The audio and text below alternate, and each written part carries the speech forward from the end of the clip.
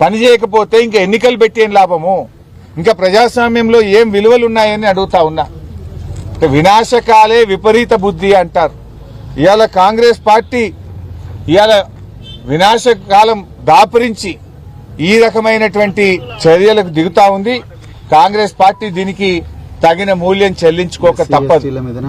ఇవాళ బాధ కలిగేది ఎస్సీ ఎస్టీల మీదనే అట్రాసిటీ కేసు పెడతా ఉన్నారు.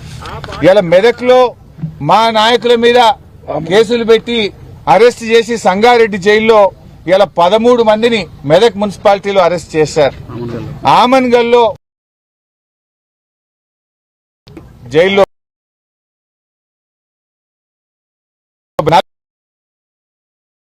ఆదిలాబాద్ జైల్లో పెట్టారు. కేతన్పల్లి అరెస్ట్ అయిన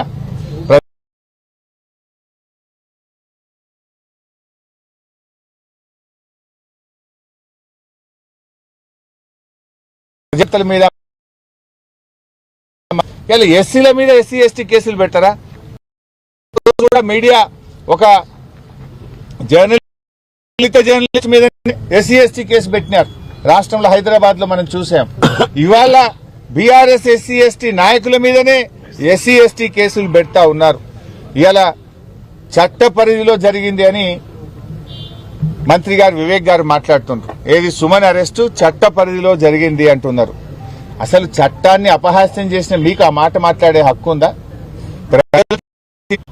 ఓటర్ల తీర్పును గౌరవించాల్సింది పోయి నువ్వు దాన్ని కాలరాసి చట్టాన్ని అతిక్రమించింది మీరు. అధికారాన్ని అడ్డం పెట్టుకో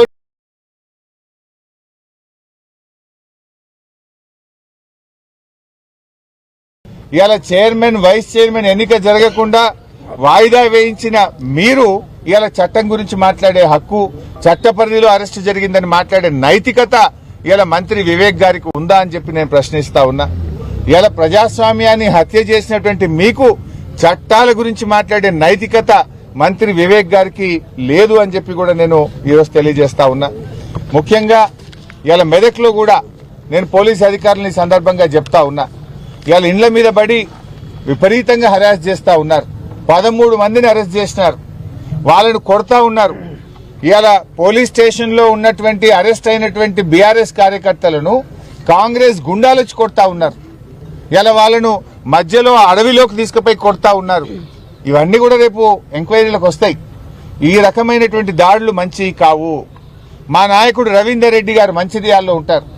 నిన్న రాత్రి రవీందర్ రెడ్డి గారింటికి పోలీసులు వెళ్తే ఇలా వైఫ్ ఒక్కతే ఉంది ఇంట్లో. సరే ఇల్లు చెక్ చేసుకోండి, నో ప్రాబ్లం. ఆ అపార్ట్మెంట్ లో 12 ఇండ్లుంటే 12 ఇండ్లను చెక్ చేయడం ఏంది? రాత్రి 12 గంటలకు అపార్ట్మెంట్ లో ఉండేటువంటి మిగతా వాళ్ళకేం సంబంధం? రవీందర్ రెడ్డి గారింటికి వెళ్ళిండ్రు, ఓకే ఆ ఇల్లు చెక్ చేసుకున్నారన్న అర్థం చేసుకుంటాం.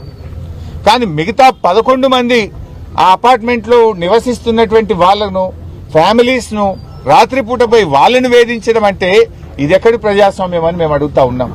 ఇప్పటికైనా ఇటు రామగుండం పోలీస్ కమిషనరేట్ అయినా, అటు మెదక్ ఎస్పీ గారు అయినా, ఇటు జనగామ సంబంధించిన పోలీస్ అధికారులు దయచేసి మీరు రివ్యూ చేసుకోండి.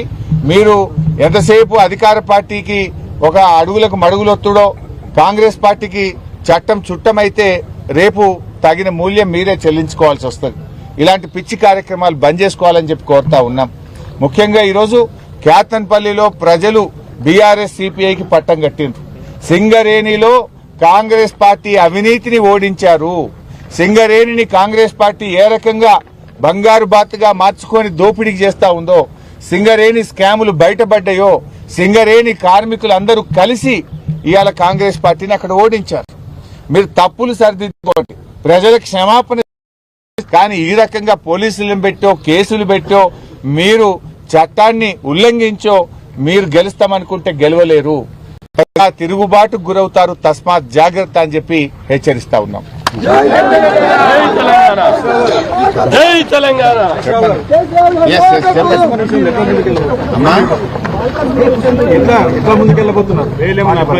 బాల్కా సుమన్ విషయంలో జిల్లా కోర్టుకు అప్లై చేస్తా ఉన్నాము. అవసరమైతే హైకోర్టుకు కూడా వెళ్తాము. ఉన్న వాస్తవాలు నిజాలన్నీ కూడా న్యాయస్థానం దృష్టికి తీసుకువెళ్తాము. మాకు న్యాయస్థానం మీద గౌరవం ఉంది. సీనియర్ న్యాయవాదులను ఇప్పటికే పార్టీ నియామకం చేయడం జరిగింది. న్యాయవాదులందరూ కూడా దీన్ని సమీక్షించి మరి ఆ చట్ట పరిధిలో ముందు మున్సిపల్ కోర్టు, దెన్ జిల్లా కోర్టు, దెన్ హైకోర్టు, మరి ఆ స్థాయి వరకు కూడా వెళ్లి వీళ్ళంత త్వరగా సుమన్ గారిని మా పార్టీ నాయకులను విడుదల చేయించుకుంటాం.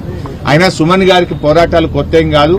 ఆనాడు సమైక్యవాదుల మీద పోరాడినటువంటి విద్యార్థి ఉద్యమకారుడు సుమన్ ఈ రోజు మరి ఈ కాంగ్రెస్ అధికార దాహంతో ప్రజాస్వామ్యాన్ని కూనీ చేస్తుంటే ఇవాళ ప్రజాస్వామ్య పరిరక్షణ కోసం పోరాడినటువంటి మా నాయకుడు సుమన్ ఎప్పుడైనా కూడా న్యాయం వైపు, ధర్మం వైపే పోరాటం చేసిండు. ఒక దళిత నాయకుడు. ఒక దళిత నాయకుడి మీద రేవంత్ రెడ్డి ఈ రకంగా పగ ప్రతీకారంతో అక్రమ కేసులు పెట్టడాన్ని తీవ్రంగా ఖండిస్తా ఉన్నాం. సుమన్ మీద పెట్టిన కేసులు ఎత్తివేయాలని, బేషరతుగా వెంటనే సుమన్ ను విడుదల చేయాలని చెప్పి కూడా డిమాండ్ చేస్తున్నాం.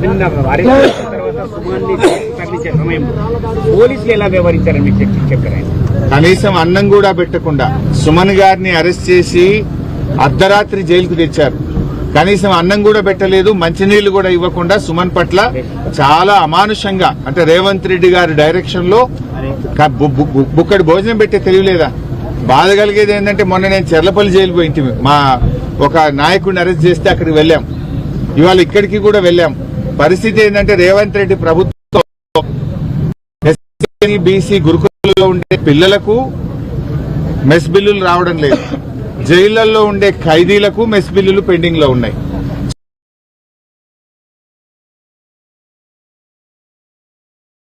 జనం పెట్టలేక పిల్లలు రోడ్ల మీదకి వస్తున్నారు. జైళ్లలో ఖైదీలకు సరఫరా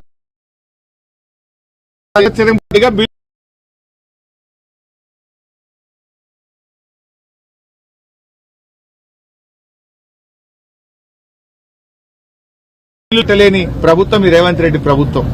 చెప్తాడేమో గ్రీన్ ఛానల్ అంటారు. గ్రీన్ ఛానల్ నోటి మాటకే పరిమితం. కాంట్రాక్టర్లకు పర్సంటేజ్ మీద బిల్లులు వస్తాయి కానీ బడి పిల్లలకు బుక్కడు బువ్వ పెట్టే వాళ్ళకి మాత్రం ఈ రేవంత్ రెడ్డి ప్రభుత్వంలో బిల్లులు రావడం లేదు. చివరికి జైలు ఖైదీలకు కూడా బిల్లులు రావడం లేదు. ఒక్క నిమిషం మా అన్నగారు మాట్లాడతారు. మీడియా మిత్రులందరికీ కూడా నమస్కారం. జై తెలంగాణ. ఈరోజు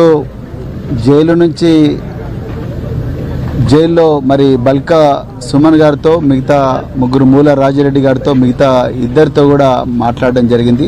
నిజంగా చాలా బాధగా ఉంది.